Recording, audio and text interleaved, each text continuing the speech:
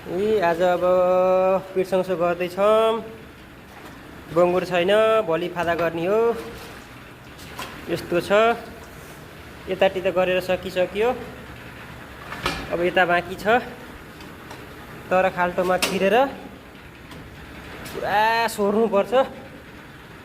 यसको चाहिँ कहाँ छ खै, अब ढक्कन निकाल्नु पर्यो पहिला।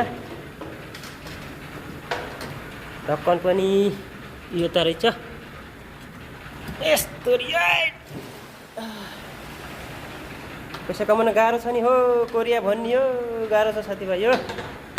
यस्तो तौमा गएर सफा गर्न पर्छ।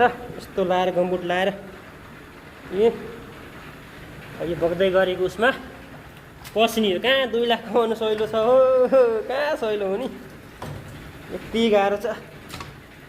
अब झ्याम यहाँ पसेर सर्ने हजुर।